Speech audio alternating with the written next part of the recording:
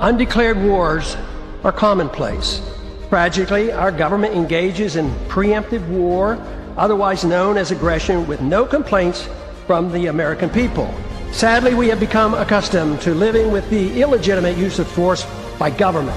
To develop a truly free society, the issue of initiating force must be understood and rejected. What if sometimes, to love your country, you had to alter or abolish the government? What if Jefferson was right? What if that government is best which governs least? What if it is dangerous to be right when the government is wrong? What if it is better to perish fighting for freedom than to live as a slave? What if freedom's greatest hour of danger is now?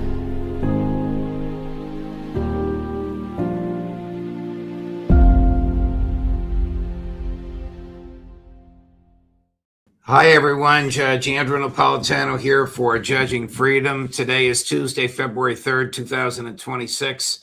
Colonel Karen Kwiatkowski will be with us in just a moment. Does Donald Trump control OPEC? She'll explain.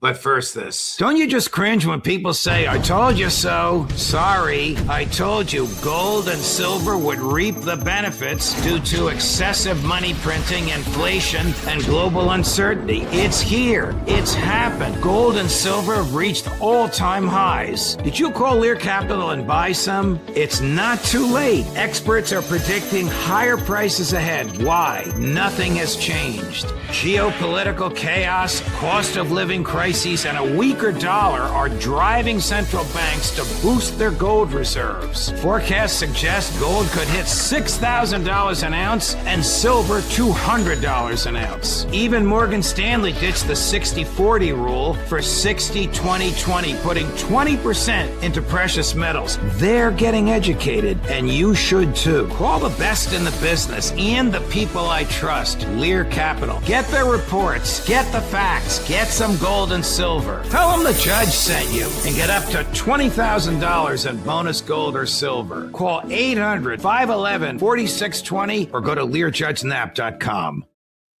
Colonel Kwiatkowski, a pleasure, my dear friend. Thank you for joining us. What country is the world's largest producer of oil?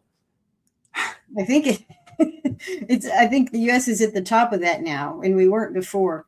But when you look at, I wanted to ask the question about OPEC, because when I was younger and when I was in the military, OPEC was not necessarily a friendly organization. We were always, and why did OPEC form? I mean, they formed to protect the oil price for some of these countries that's what they produced, and they didn't produce a lot of other things. So always it was the enemies.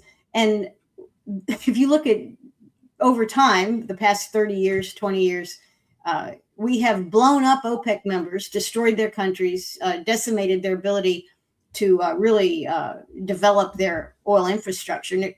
Venezuela is just one example of that. Certainly in Iraq, we did the same thing. We have possessed their oil revenue in Iraq, in Libya to some extent. I mean, we blew up Libya almost entirely. Venezuela, we have the U.S. Treasury controls a deposit in Qatar where all of the Venezuelan oil money will go. I mean, I guess the president can tap into that. But we have become what we hated about OPEC. And so it used to be, and in this article that you talk about, the article that is out this week, I look at the Carter Doctrine, because when I was in the military back in the day, the Carter Doctrine was something that all subsequent presidents participated in. It guided our Middle Eastern policy. We were going to make sure that the oil flowed freely so that there weren't spikes in oil prices or any type of embargoes against the Western consumer, high prices in oil. We didn't want that. And we did a foreign policy. We did years and years of that. And now it turns out we're the guy that controls the oil. And we actually don't want cheap oil. We want expensive oil. So that was my next question. Notwithstanding what he claims publicly, does Donald Trump want the price of oil to go up or to go down? Yeah, I mean, I think he wants it to go up. I mean, he is invested in this, politically invested, and also through his friends, his the American oligarchs that surround Trump, they benefit from higher oil prices. In fact, I don't know if Trump knew what he was doing when he said we've got to take Venezuela and we've got to control their oil. I don't think he knew what he was doing. It's quite expensive to get that oil out.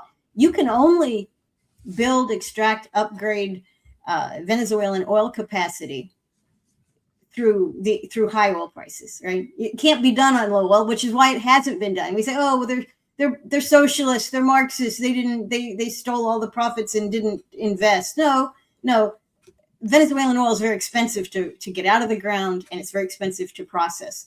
So you need high oil prices to support that capitalization, that development. And so I mean, I don't know what Trump actually thinks, but I'm just saying he walks like a duck and talks like a duck. I never thought I'd hear an American president say this. Now, wasn't then, and I'm not now a fan of Jimmy Carter, but this is beautiful. And you're quoting Carter in your column. Mm-hmm. I'm determined that the United States will remain the strongest of all nations, but our power will never be used to initiate a threat to the security of any nation or to the rights of any human being. We seek to be and to remain secure, a nation at peace in a stable world. But to be secure, we must face the world as it is. Did he mean that? Well, I think Carter did mean that. I mean, he stood for a lot of things, and we don't really study Jimmy Carter as president because as conservatives we wrote him off pretty quickly, right. And the Democrats did too, because he was not charismatic. He was an outsider like Trump. He came from kind of an apolitical background, and he loves the country and he wanted to make the country better. But the Democrats aren't particularly proud of him because, of course, it was Carter that led to the really shocking election and shocking popular election of Ronald Reagan. And you think about Reagan, he's an actor, a former Democrat. This was the beginning of the silent majority, the whole movement that later led to the Reform Party and to the rise of the Tea Party, certainly lending itself to Ron Paul and the libertarian movement. So, I don't think the Democrats are very proud of Jimmy Carter, but he believed what he was saying. And of course he did. And of course, Jimmy Carter, for all of his peace-loving reputation, he engaged us with bin Laden and the Taliban fighting the Russians in Afghanistan. I mean, that was hard.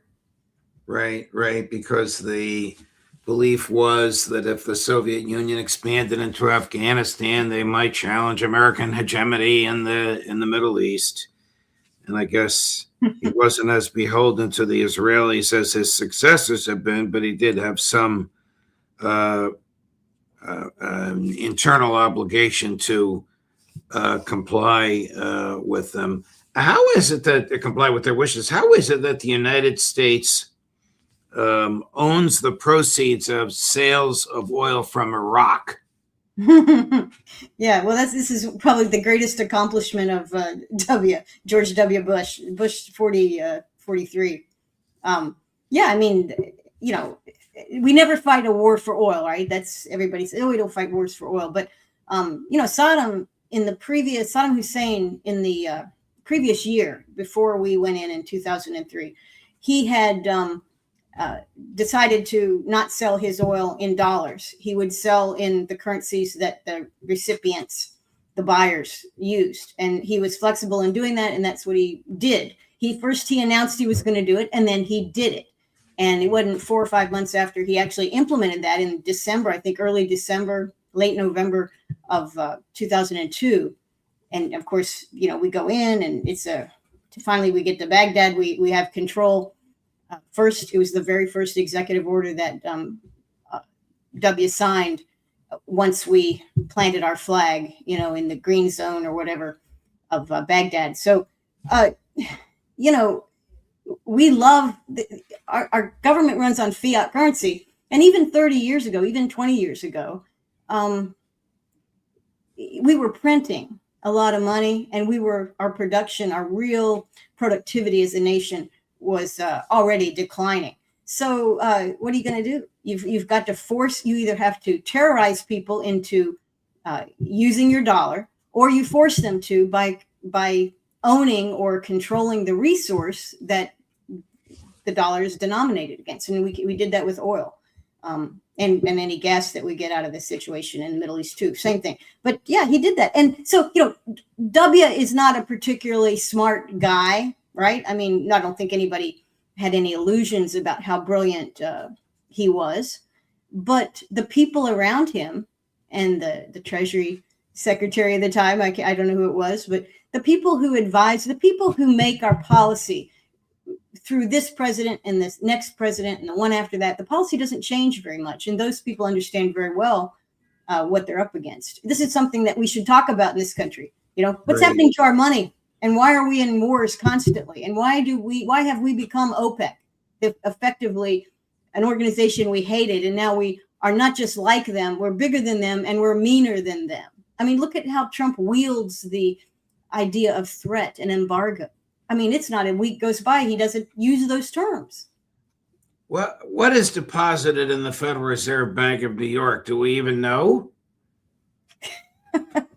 Yeah. Well, supposedly they've got, for Iraq, they have the Iraq Development Fund, which was set up by a bunch of Goldman Sachs type people. And, in the Reserve Bank of New York, I guess, is where the accounts are held. And so supposedly there's an accounting trick. I would call it an accounting trick, but whatever. Supposedly the resources that Iraq sells in terms of oil, and actually other resources, it's not just oil, commodities, goes into this Iraq redevelopment or Iraq Development Fund. And then somebody's controlling that. And I'm sure somebody's getting paid 10% a year to manage it. I mean, it's just, if it was being done to us by another country, my goodness, Americans would freak out. But apparently we think it's okay to do it to other countries like that. Can the President of the United States draw down, not for his personal use, but for federal government use, funds from that account? Well, I don't know legally what he has to do, but it's like a lot of things. If you can say that this is somehow part of the mission of the Iraq Development Fund, then you can use it for that. So say he's got a company that's going to come do something in Iraq. Sure. It can be used for that legitimately. We make the rules. See, I don't think the Iraqis are making the rules as to how we define and utilize and distribute that money. We make the rules. This is why Trump likes it. And if somebody sues Iraq in federal court in the United States and wins an enormous judgment against them, they cannot attach that judgment to this Iraq Development Fund. At least those are the terms under which it was set up. It would take a federal judge to bust those terms. That's exactly right. And when you read the congressional record, when that particular executive order that W signed, taking this oil, putting it in this fund, controlling it by the Wall Street types, they specifically explained to Congress just what you said. You can't sue, you can't attach, you can't claim, it's all ours. But I think this is actually why Trump or Trump's advisors, in the case of Venezuela, they didn't set it up in New York in the Reserve Bank. They set it up in an account, a Treasury account, U.S. Treasury account in Qatar. And I think they did that on purpose because, of course, Trump doesn't go through Congress. He doesn't have to tell Congress things. But I think to protect any money that they are able to extract from Venezuela's oil production or other commodity production, having it in Qatar, I think, is a way to kind of not just keep it away from prying eyes, but away from legal accountability as well. So again, these guys are all crooks. The president is a crook. The people around him are crooks. I mean, this is how crooks operate. If we open your eyes and see it. How much gold is in Fort Knox? Oh, my goodness. I don't know. How many? Well, has it ever been audited? Years and years ago it was, long before we went off the gold standard. So it was, I think, maybe after World War II. I'm not exactly sure. But, the weird thing with Epstein, remember Trump talked a lot about Epstein when he was running. Then he got elected. Suddenly Epstein as an issue evaporated. Now, thanks to Thomas Massey and others, it hasn't gone away, and it's a real issue. But Trump also, when he campaigned, talked about an audit at Fort Knox to find out what exactly we have. And of course, not all of it's ours. Theoretically, we're holding gold from Germany, from England, from other countries, So what's there? He talked a lot about it. And it was very, the MAGA was responsive to this. They liked to hear that. As soon as he got elected, we didn't hear a word one out about it. I think Rand Paul might have mentioned it, and now Rand Paul, of course, Trump hates anybody who reminds him of his promises. I don't know how much gold is there. I don't think Trump knows, but I think somebody told Trump he doesn't want to know, because otherwise, come on, we've got all these government workers doing stupid things. Why not have them audit? He'd have to explain how it got there and who owns it. Why hasn't the Federal Reserve been audited? Yeah, well, it was designed not to be part of the public's interest. The Federal Reserve, if you and people who study this, of course, are quite familiar with it. But when it was started in 1912, and the idea had bounced around for a while, this was a banker's bank. It was a banker's bank, and the bankers who needed a bank were the same bankers that were bankrolling our government. That were so it's basically like, well, how do we make sure none of us, we want to go take risks and make, we want to play it fast and loose, but how do we make sure we're not too big to fail? How do we make sure we're bailed out? Well, that's what the Federal Reserve is created to do, to bail out government and to bail out the friends of government.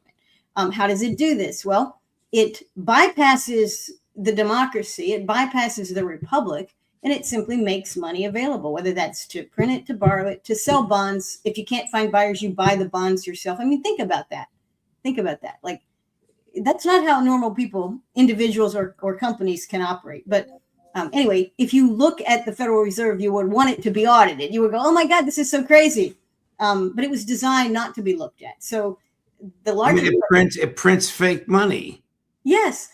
And when you put it that way, which is the truth, which is absolutely the truth. And it has also been responsible for devaluing our money from the very beginning. But I think for people living today, I think the last 20, 30 years, you've really seen a collapse in the purchasing power of our dollar. Well, that's all on the Federal Reserve. But it does that to enrich its friends, of course. But it does it to help government spend money that we don't have, because that's how you buy votes. That's how you, look how great it is. We're doing this, we're doing that. And our grandkids and our children and our futures are all being flushed down the toilet because of the desire of politicians to have a smile on their face and to get reelected, because we're spending this money and that money. And look how easy it is. Oh, look at the bright, shiny buildings. Well, it's a mirage. It is a just shadow. It's a house of mirrors. It's very shiny, and oh my goodness, how exciting it is. But in fact, it violates the laws of all fundamental economics, and it leads to not just very terrible busts, boom and bust cycle. It leads to monetary and fiscal collapses, and that's what's coming. And again, gold. Why are people interested in some minerals or some, a metal, yellow metal? I mean, what can you buy with it? Well, it's a hedge against the collapse of the fiat currency that is being produced with abandon by our country, by the Treasury, by the Federal Reserve. So it's a complicated thing. It's hard to explain, but yeah, Americans should be looking at it. Congress should be looking at it, and Trump wants to command it. He doesn't want to look at it. He figures he understands everything he needs to know. He wants to command it. And we should all be a little concerned about that, because Trump's track record as an investor, as a businessman, it's not exceptionally good. It doesn't translate really well into being the president with the military, which he can float around the ocean and start fights with people, fights that he won't be, Trump also does not understand, I don't think. Right. What will Trump tell? We're not very capable these days to do things. He's just nuts. What will Trump tell the American public is the threat that Iran poses to American national security or to the lives of the average middle-class American? Well, he'll ask Benjamin Netanyahu what the problem is, and Netanyahu will say, oh, Hamas is going to attack Americans in our cities, and Iran is supporting Hamas. So they'll make some connection. It's all insanity. It's just absolutely insane. It looks like there's a lull. Maybe it's on purpose that then we're not going to have a big war in the Middle East because supposedly Iran is talking to Trump's people. But, Trump's vision and intention for Iran comes right out of, West Jerusalem. It comes right out of Tel Aviv. It is the Israeli position, which is nobody can have anything and they must be subordinate to us and we can have everything. So I would hope that in these negotiations, if they're real and if they lead to anything, that they lead to some participation and some transparency of Israel with their nuclear weapons, with their nuclear development and their processing of uranium and their sale and trade of nuclear weapons and precursor materials around the world. Why don't we see some transparency in that? Because that is something that I think if that was on the table, which it isn't, but if it was, then you could really say, hey, maybe Trump can be the kind of peacemaker he is in his own mind, and he can make a change. But why would any country trust the United States, number one? And in the Middle East, when you have Israel there, which refuses to acknowledge their nuclear capability, refuses to participate in the non-proliferation treaty, any type of inspections and transparency, they refuse all of that. They fight everybody all the time. They lie constantly about why they're fighting their neighbors.